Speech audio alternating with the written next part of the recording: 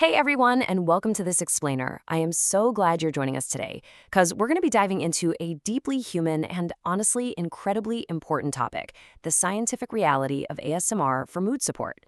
If you've ever found yourself scrolling through comforting, soft-spoken audio tracks on a particularly tough day, you are absolutely not alone. But what does the science actually say about all this? Today, we're unpacking the research to separate the myths from the biological realities.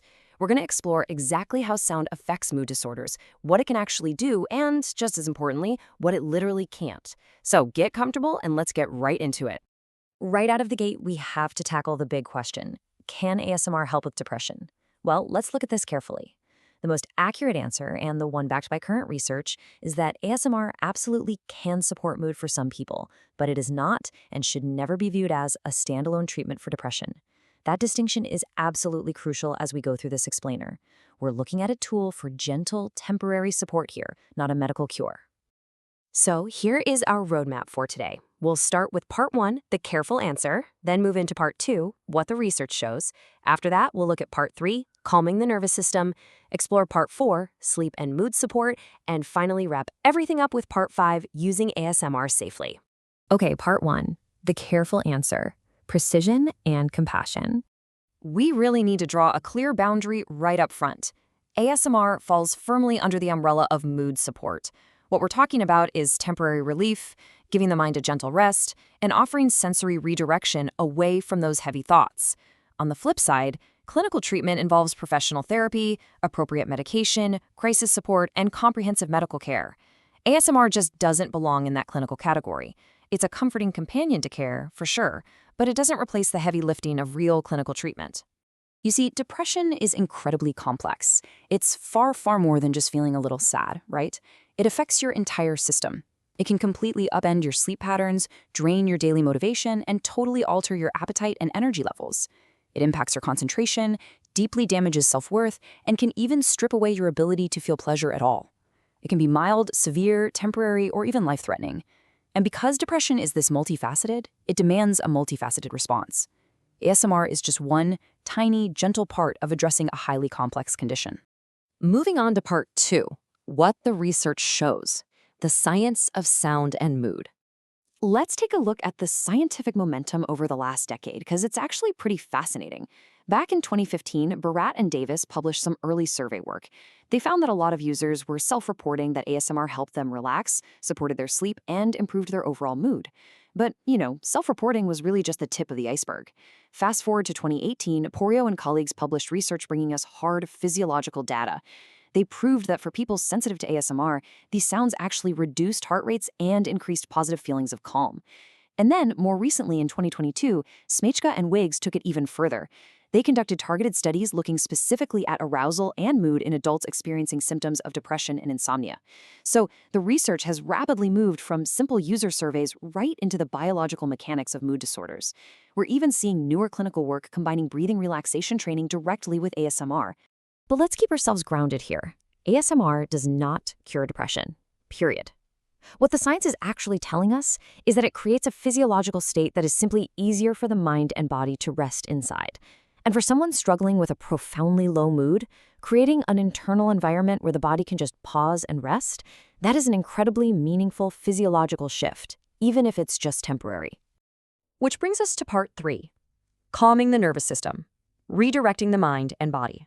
When we map the common symptoms of depression against ASMR mechanisms, a really clear picture of relief starts to emerge. Let's say a symptom is high arousal or anxiety. Well, the ASMR mechanism responds by physically lowering your heart rate and easing physical tension. What about rumination, or those heavy, worrying thoughts that just won't quit? Depression has this way of narrowing our attention right into self-criticism. But ASMR gently redirects that attention outward, anchoring it to safe sensory details, like a soft sound or a caring explanation. Finally, for feelings of isolation or loneliness, personal attention ASMR provides a sort of social comfort pathway.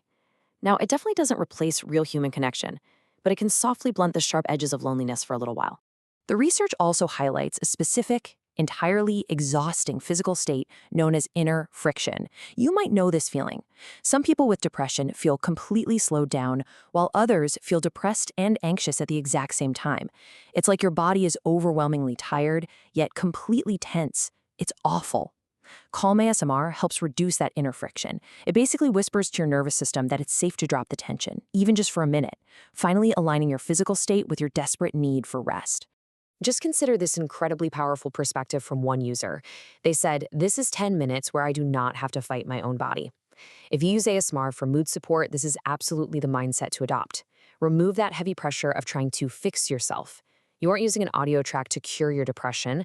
You're simply calling a 10-minute truce with your own nervous system. That reframing is a real game changer. All right, let's jump to part 4, sleep and mood support, protecting your rest. There is a massive, vital interaction between sleep and mood. The insomnia cycle is a brutal one, and unfortunately, depression and insomnia are very frequent companions. Poor sleep actively worsens your mood, and in turn, a low mood makes sleep even harder to achieve. It's a vicious loop. But when we look at an ASMR sleep routine, a totally different pattern emerges. If listening to ASMR helps you build a steady, predictable sleep habit, it's indirectly supporting your mood simply by acting as a shield for your rest. Better rest gives your brain a much stronger baseline to manage your mood the next day. So, if you're gonna build that routine, what exactly should you listen to? Research and user experiences suggest that for a low mood, the most useful ASMR is gentle, predictable, and non-demanding. We're talking about things like soft-spoken explainers, slow personal attention, comforting role plays, nature sounds, or low-volume tapping. When your nervous system is already overwhelmed by depression, chaotic or highly intense auditory triggers can sometimes just be way too much. Gentle and steady is definitely the way to go here. And that brings us to part 5, using ASMR safely, building a care ecosystem. Let's break this down into 3 super simple actionable steps. Step 1, use ASMR as a small care cue. Again, it's not a cure, it's just a gentle cue to your body that it's time to wind down. Step 2, which we just covered, choose gentle, predictable triggers so your brain doesn't have to work overtime to process the sounds. And step 3 is really vital. Track your after effects. Check in with your body after you listen. Do you feel slightly warmer, less tense, a little less alone, maybe just a tiny bit more able to take the next small step in your day? Recognizing those small outcomes is a deeply meaningful victory. Now, this next point is without a doubt the most important message in this entire explainer.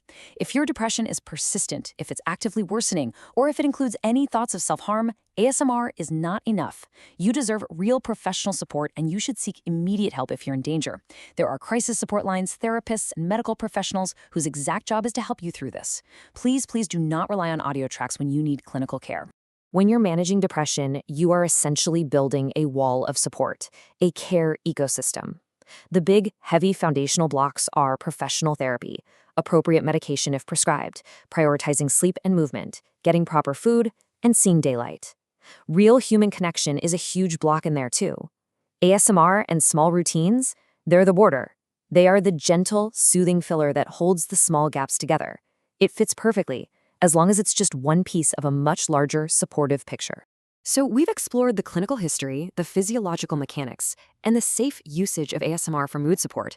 It won't cure a disorder, but it absolutely can help bodies come down from arousal, help exhausted minds find a gentle place to rest, and help some moments become just a little bit softer. So I want to leave you with this question. What small step can ASMR help you rest for today? Because sometimes, in the depths of depression, a softer moment isn't small at all. It's a beautiful beginning. Thank you so much for joining me for this explainer, and please, take care of yourselves out there.